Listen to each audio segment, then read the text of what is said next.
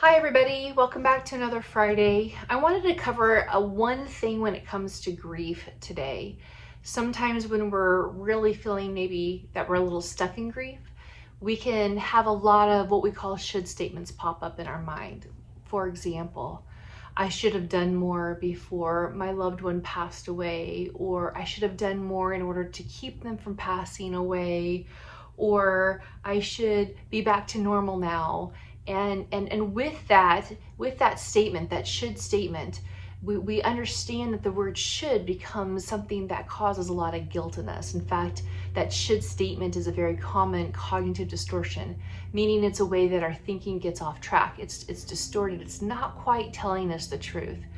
So we can have a hope of things. Man, I really hoped I was back to normal now, but I can see that I'm still really working through this process of grieving. Is very different than I should be back to normal now.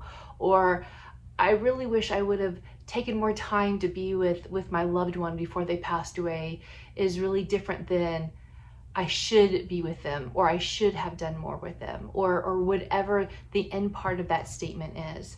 And so remembering that when you hear yourself talking about these should statements, and this can apply in any area of our life, not just grieving, but as we're going through and we're coming out of all these different things, there's still so many people that are really stuck in some element of grieving. And that's okay, because we know that it's been so much that we've been going through in the past year and a half that we're going to be continually working through and processing all the different things that are going on.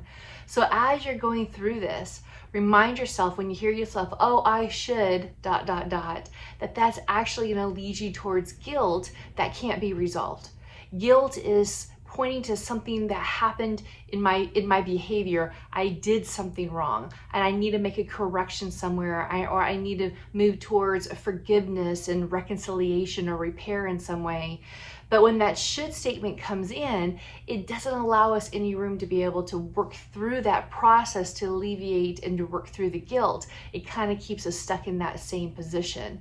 So be on the lookout for those should statements or its cousins, could have or would have, because I could have or I would have the same principles and the same ways of impacting us as a should have statements.